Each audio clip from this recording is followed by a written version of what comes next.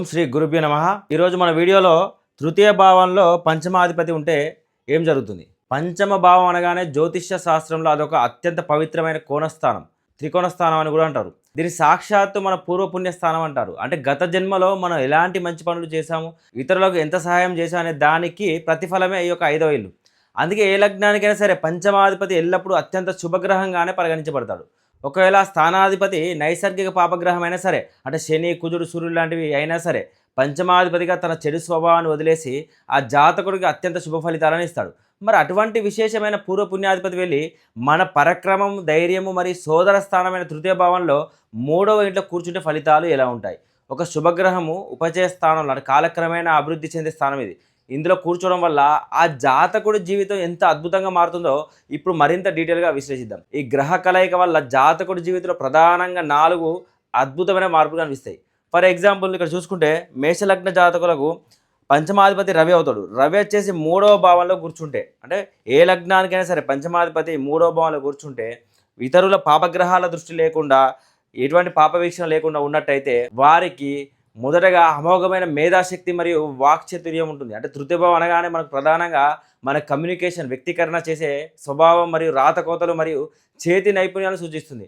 దానికి పంచమ భావమైన బుద్ధిబలం మరియు సృజనాత్మకత తోడవడం అంటే అది ఒక అద్భుతమైన రాజయోగం. దీనివల్ల జాతకుడికి ఆశ్చర్యపరిచే సమయస్ఫూర్తి లభిస్తుంది. ఏ సమయంలో అయినా ఎవరితో అయినా ఎలా మాట్లాడాలో, ఎంత క్లిష్ట పరిస్థితినైనా ఎలా తమ మాటలతో ఎలా చక్కదిద్దాలో వీరికి తెలిసినంతగా మరి ఎవరికి తెలియదు. ఒక రైటర్గా, మోటివేషనల్ స్పీకర్గా, యూట్యూబర్గా, కన్సల్టెంట్గా లేదా ఆస్ట్రాలజర్గా తమ వాక్చాతుర్యంతో నలుగురిని ఇట్టే ఆకట్టుకోగలరు. వీరి ఆలోచన విధానం చాలా లాజికల్ థింకింగ్ ఉంటుంది. ఎప్పుడు ఇతరుల కంటే ఒక అడుగు ముందే ఉంటుంది. సంతానం ద్వారా బలపడే తోబుట్టువుల బంధం.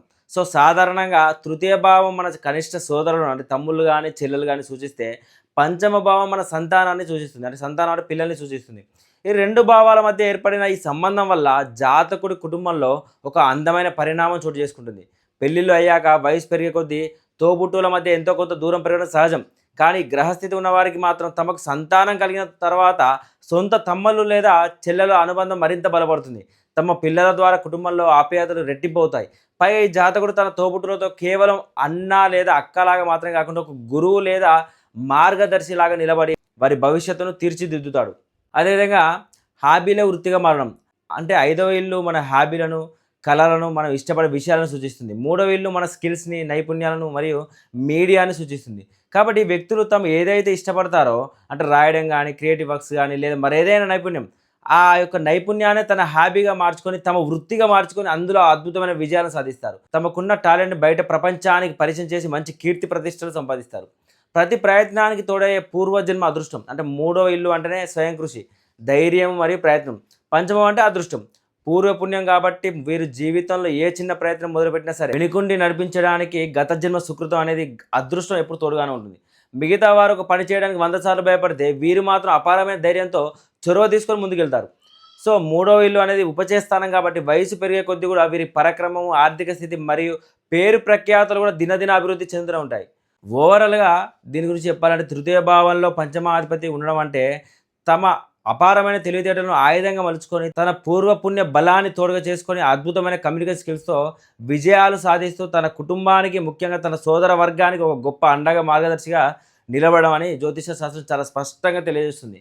సో ఈ విధంగా తృతీయ భావంలో పంచమాధిపతి ఉంటే ఈ విధంగా ఉంటుంది. అదేవిధంగా నెక్స్ట్ వీడియోలో తృతీయ భావంలో 6వ అధిపతి ఉంటే ఏ విధంగా ఉంటుందో నెక్స్ట్ వీడియోలో చూసుకుందాం. జై హింద్.